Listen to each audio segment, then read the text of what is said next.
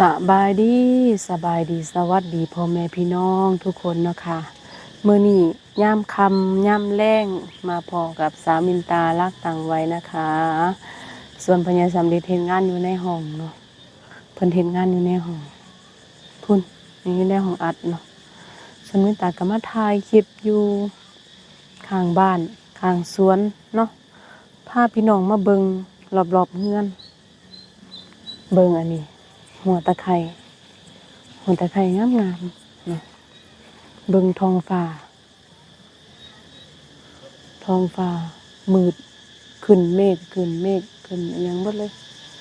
มีแต่ว่าฝนสิตกแล้วเนาะฝนสิตกยุงก็หลายเนาะทุกคนยุงหลายแฮงนี่พาพี่น้องมาเบิ่งทางเขา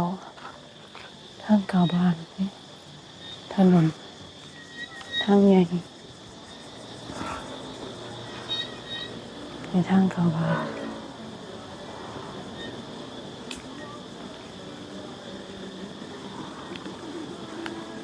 อันนี้มีร้านอาหารพอ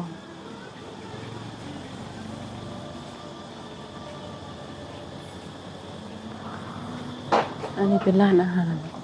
ที่กี่มินตามาเฮ็ดงานอยู่หม้องนี้นะไกลๆนะร้านอาหารยุ่งหลายครับถนนใหญ่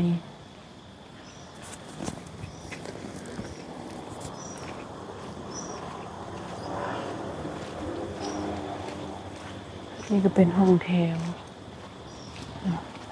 วเดือนละ 3,000 เดือนละ 3,000นี่หมอจับสิ่งทางหน้าก็คือทางเข้าบ้านก็คือมีอันร้านขายโทรศัพท์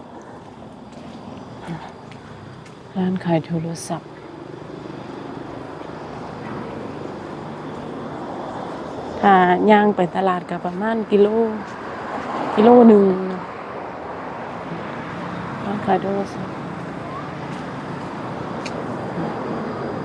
ซอยโชคชัยนี่เป็นร้านขายโทรศัพท์ทางนี้แหละไปทางตลาดเนาะ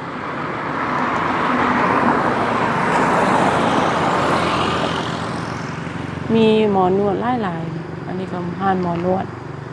อันนี้ก็ห้านหมอนวดหลายครับหลายแห้งเป็นถนนซีเลนนี่ร้านขายรองเท้าขายกล้วยทอดเป็นร้านขายโทรศัพท์เนาะทางเข้าก็จะประมาณนี้ทางเข้าก็จะประมาณนี้ทางเข้าก็คือซอยโชคชัยแล้วก็มีร้านขายโทรศัพท์อยู่ทางหน้าทางเข้าบ้านย่างยุงกัดคันแต่ก็บ่มีหยังหลายดอกพาพี่น้องตามชมเบิ่งหน้าบ้านทางเข้าบ้านเนาะได้ยินเสียงรถแซ่วๆย่างเข้ามาในย่างเข้ามาทางในมันก็บ่ได้ไกลดอกไกลๆนึงเนาะ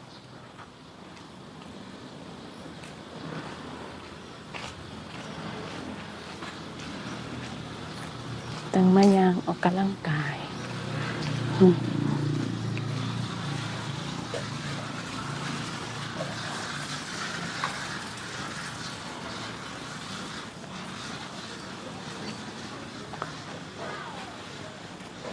เบิ่งเมื่อกี้เข้าไปในอันสวนผักหันยุงกัดเนาะมียุงกัด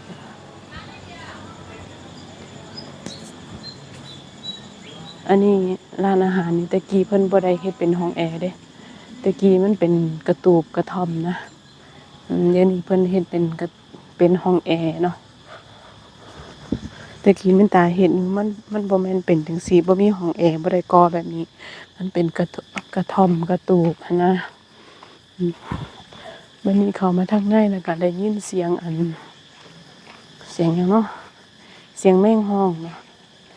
เ สียงแมงห้องยิ่งยิ่งยิ่งยิ่งเพราะว่าอยู่ทั้งหลังบ้านนี้มันจะมีอันเป็นป่านะจะเป็นป่ามีเสียงแมงห้องยิ่งยิ่งเสียงธรรมชาติเหมือนคือจังเขาอยู่ในป่าอยู่ในดงค่ะนะเหมือนคือจังเขาอยู่ในป่าในดงเนาะบ่ได้ลงคลิปบ่ได้ถ่ายคลิปเนาะถ่ายคลิปกะลงกะลงบ่ได้เนาะทุกคนลงกะลงบ่ได้มีแต่ว่าหยุดสะก่อนเนาะ หยุดสะก่อนถ่ายลงกะบ่ผ่าน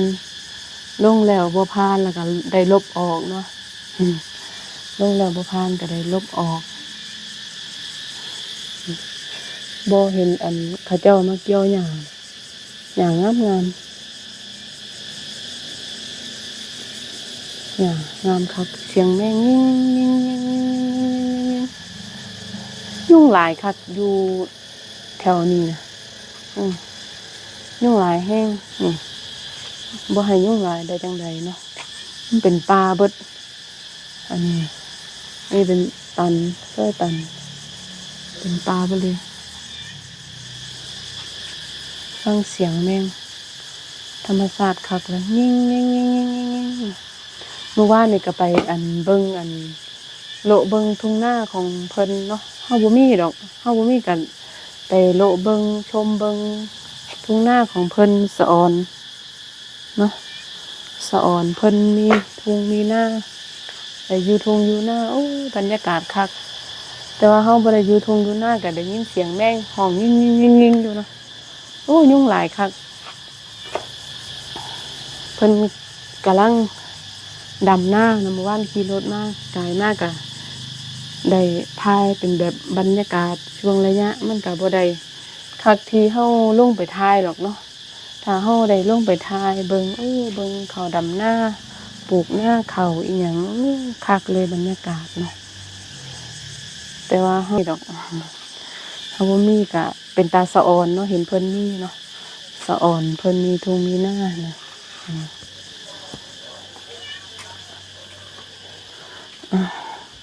ถ้ามื้อใดฝนบ่ตกก็สิมาอนามัยทำความสะอาดนี่อันนี้ก็มุงหลังคาไว้ซื่อๆมุงหลังคาไว้ซื่อๆแต่ว่ามันปลูกผักมันก็ปลูกบ่ได้กินดอกตอนนั้นช่วงนึงหว่านผักกาดเนาะ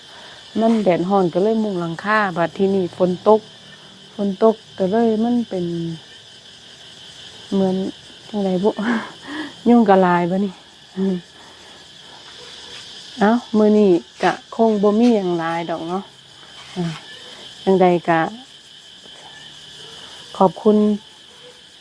ทุกคนที่ให้กำลังใจสาวมินตาเนาะ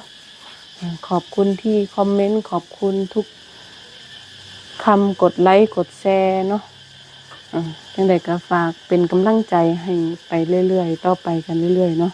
ถ้าบ่มีพี่น้อง FC ทุกคนก็บ่